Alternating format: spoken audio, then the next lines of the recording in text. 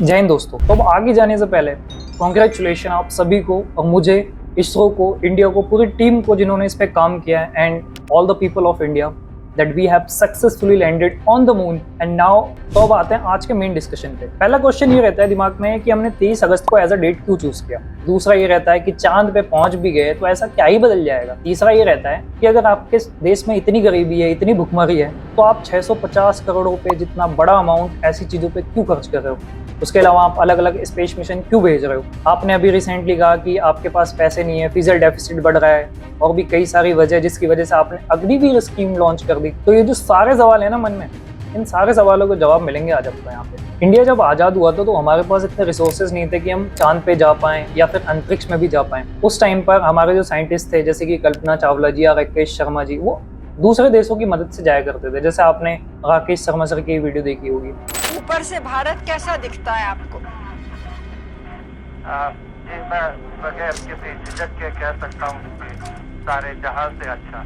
उसके अलावा एक टाइम ऐसा आता है जहाँ पे इंडियन साइंटिस्ट ये ट्राई करते हैं कि हम अपना कुछ बनाएं, जिसके बाद इसरो की फाउंडेशन रखी जाती है। विक्रम साराभाई जैसे लोग, विज्ञान जी जैसे लोग ये ट्राई करते हैं कि इंडिया में स्पेस कल्चर डेवलप किया जाए। आपने जो लैंडर सुना होगा इस चंद्रयान मिशन में, वो लैंडर का नाम भी विक्रम जी के ऊपर ही रखा गया है। लेकिन उस टाइम पे भी इंडिया के पास इतनी कैपेसिटी नहीं थी कि वो अपना मिशन अच्छे से लॉन्च कर पाए, यानी कि हमें दूसरों की सैटेलाइट्स पे निर्भर होना पड़ता था। लेकिन अभी इंडिया की जो भी चीज़ें हैं वो मोस्टली इंडिजिनस है। मतलब आप ये समझ सकते हो कि 90% चीज़ें हमारी खुद की मेड है, हमारे साइंटिस्टों की मेड है, और कई मिशंस में 100% चीज़ें हमारी खुद की हैं।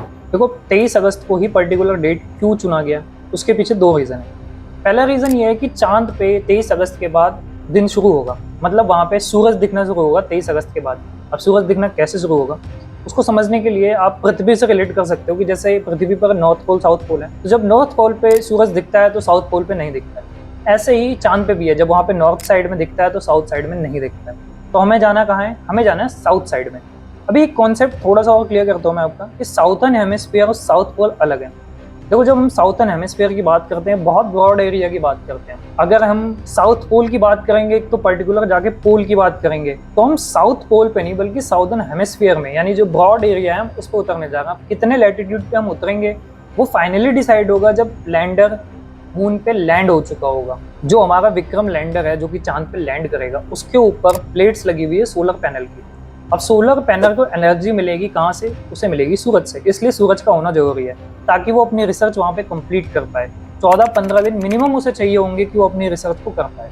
अब एक इंपॉर्टेंट डाउट यहाँ पे क्लियर करते हैं कि चंद्रयान 2 क्यों फेल हुआ है एंड चंद्रयान 3 की सफलता के लिए क्या इंपॉर्टेंट है। देखो सपोज करो कि एक बॉल है जो कि किसी सरफेस पे लैंड होना चाह रही है, अभी बहुत स्पीड से आ रही है, लेकिन बीच में उसके ब्रेक फेल हो जाए, जो उसे कंट्रोल करने वाला आदमी था उसके साथ उसका कनेक्शन लॉस्ट हो जाए। तो ऐसा ही सिनारियो पैदा हुआ चंद्रयान 2 में, जहाँ पे उसके थ्रस्टर जो थे, यानी कि नॉर्मल भाषा में ब्रेक अगर मैं कह सकूँ, जो उसकी स्पीड को नॉर्मलाइज कर सकते थे, वहां से हमारा कनेक्शन ही टूट गया।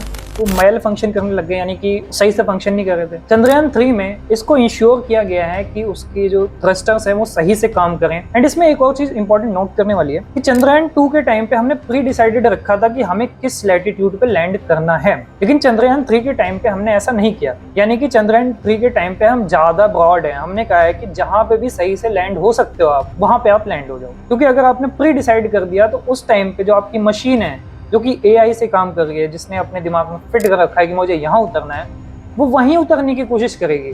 एंड अगर वो वहाँ नहीं उतर पाई तो मेल फंक्शन करने लग जाएगी, वहाँ पे सिस्टम खराब हो जाएगा, जो कि चंद्रयान 2 के टाइम पे हुआ। तो हम चांद पे चले गए। तो क्या इंडिया ऐसी पहली कंट्री जो चांद पे गई है? देखो ऐसा बिल्कुल नहीं है। हमसे पहले यूएसए जा चुका है, यूएसएसआर जा चुका है, एंड चाइना, हमारा पड़ोसी मुल्क, वो भी जा चुका है।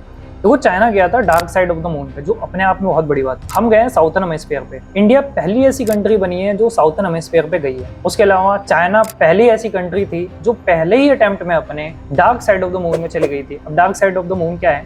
देखो जब हम चांद को देखते हैं पृथ्वी से तो हमें केवल एक साइड ऑफ द मून दिखता है, दूसरा साइड नहीं दिखता है। ऐसा इसलिए है क्योंकि जो रेवोल्यूशन टाइम है, रोटेशन टाइम जो है चांद का, वो सेम है, जिसकी वजह से हम केवल एक साइड उसका देख पाते हैं। दूसरा साइड जो हमें नहीं दिखता है उसे बोलते हैं dark side of the moon, जिस पर चाइना फर्स्ट अटेम्प्ट में गया था एंड इंडिया अभी तक वहां नहीं गया है।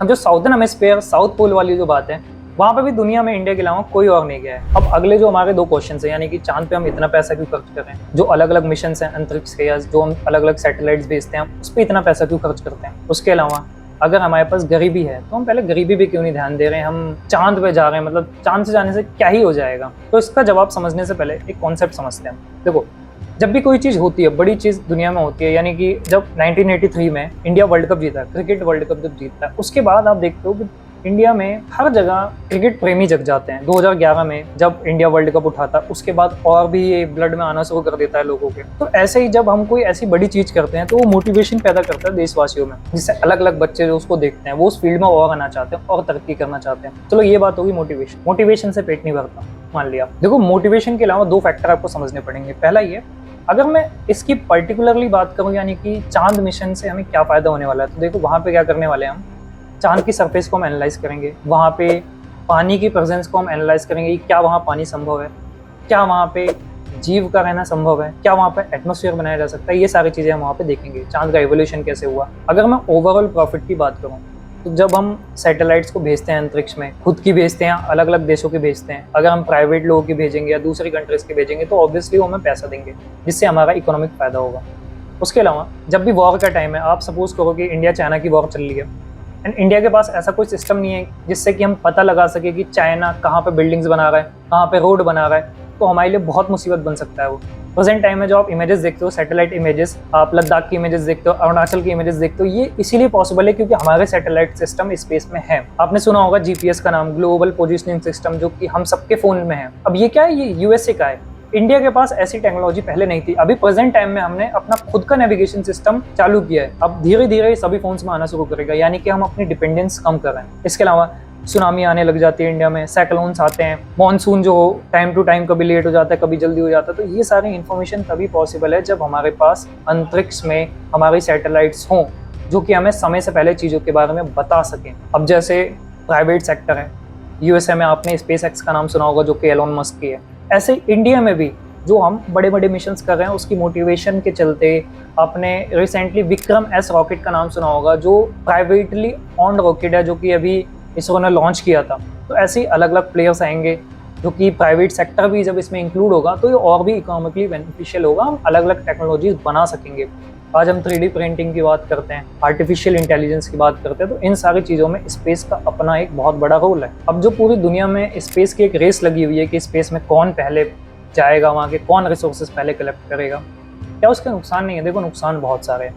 हमने पहले पृथ्वी को पूरी तरह खत्म कर दिया, ऑलमोस्ट पृथ्वी को एक्सप्लोइट कर लिया गया है, एंड क्लाइमेट चेंज जैसी बड़ी बड़ी समस्याएं यहाँ पे पृथ्वी पे चालू हो गई हैं। इसके अलावा अगर हम स्पेस की बात करते हैं पर्टिकुलरली, तो एक डोनाल्ड जी केस्लर नाम के एक साइंटिस्ट थे, नासा के साइंटिस्ट थे। उन्होंने कहा था कि एक टाइम ऐसा आएगा जब पृथ्वी के अराउंड इतनी सारी डेब्रीज कलेक्ट हो जाएंगी। डेब्रीज मतलब ऐसे पार्ट्स सैटेलाइट्स के जो किसी काम के नहीं है, वो आपस में टकराना शुरू होंगी एंड एक दूसरे से वो टकरा के एक कैसलर इफेक्ट बनाएंगी। कैसलर इफेक्ट आप ऐसे समझ सकते हो कि एक चीज दूसरे से टकराती है, दूसरी चीज तीसरे से, तीसरी चीज चौथे से, चौथी चीज पांचवे से, एंड एक चेन बन जाती है, एक कैस्केडिंग चेन बन जाती है, जो कि अल्टीमेटली पृथ्वी को तबाह कर देगी। जैन, मेरे प्यारे परिवारजनों, पूरी दुनिया से कहो कॉपी दे।